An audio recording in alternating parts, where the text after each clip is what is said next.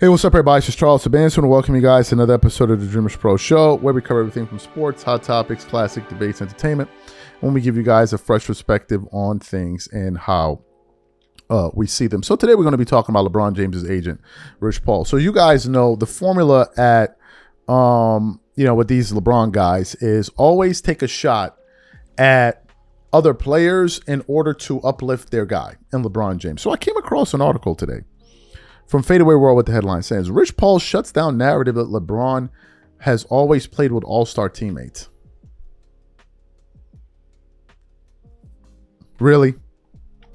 It goes on. LeBron James's agent, Rich Paul, has shut down the narrative that LeBron has had heaps of all-star teammates he couldn't win championships with over his legendary NBA career. LeBron will stand shoulder to shoulder with all of the all-time greats that the NBA has ever seen, no matter what his critics say about that. Regardless of any negatives, that people want to say about James, his resume is one of the greatest basketball players is ever unquestionable. Whatever. While he might not be the single greatest player ever, it's hard for anyone to be objective and put him any lower than two all-time in an art. What?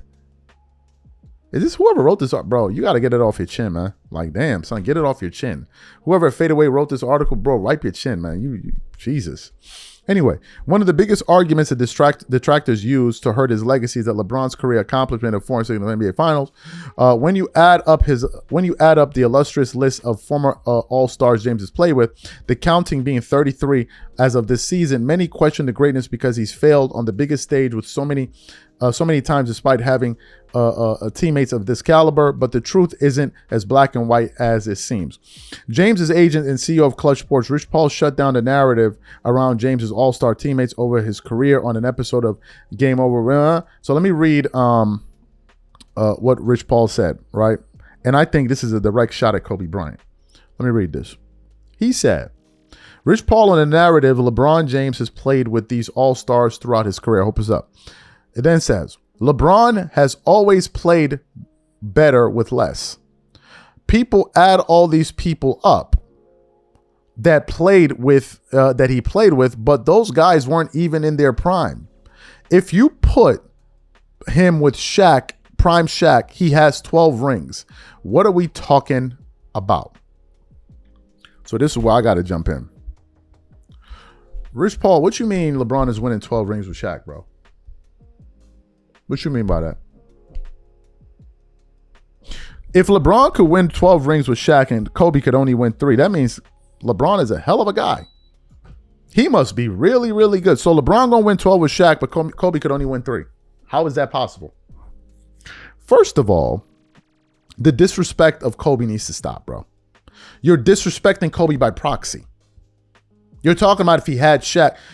Rich, Kobe tried to show the world what he could do without Shaq. You're talking about if LeBron played with Shaq. Kobe Bryant went out of his way to win championships, and he did. More without Shaq than Shaq did without him.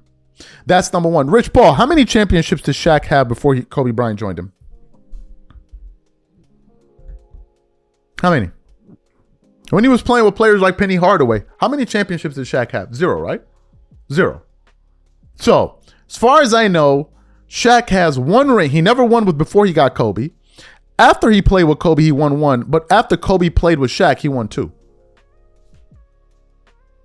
That's the first thing. The second thing, based on LeBron's playing style, it would not work. What LeBron are we talking about?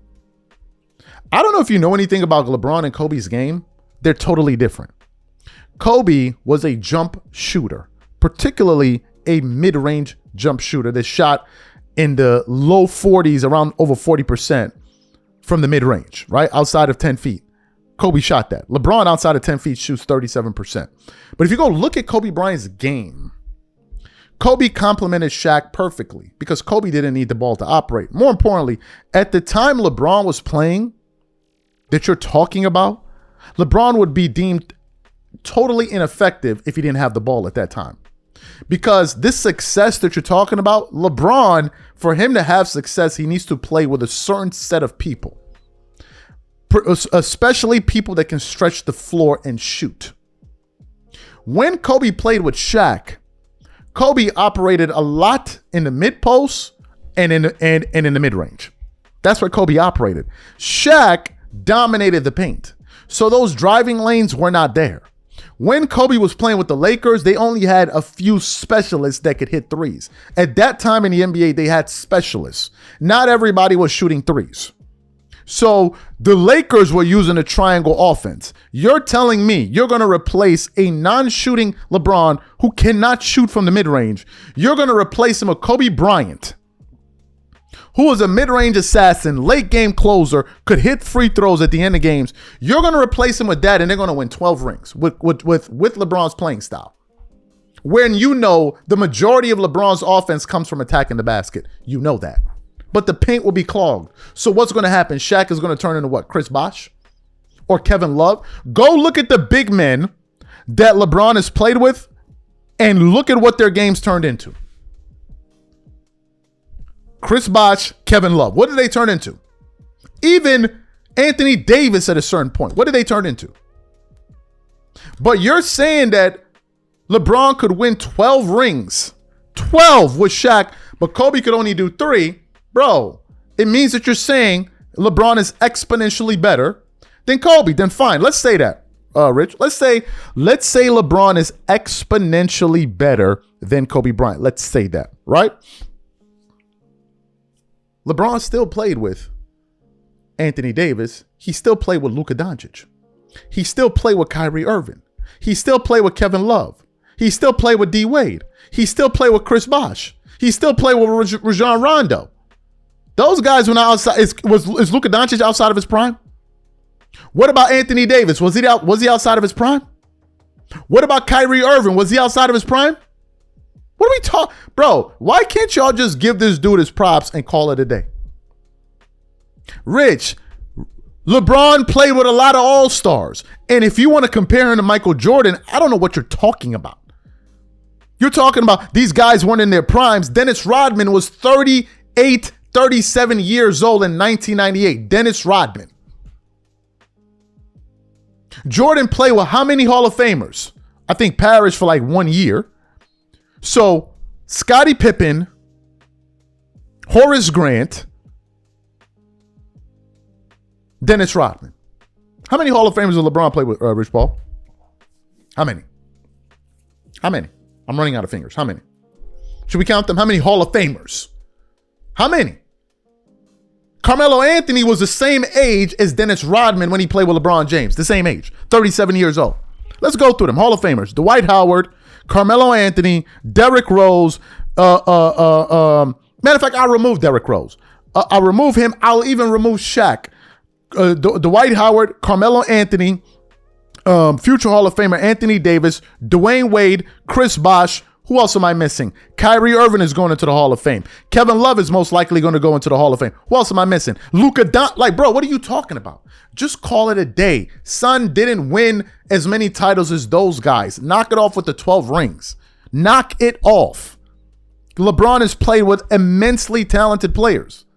LeBron has played with the most number 1 picks, I think, in NBA history.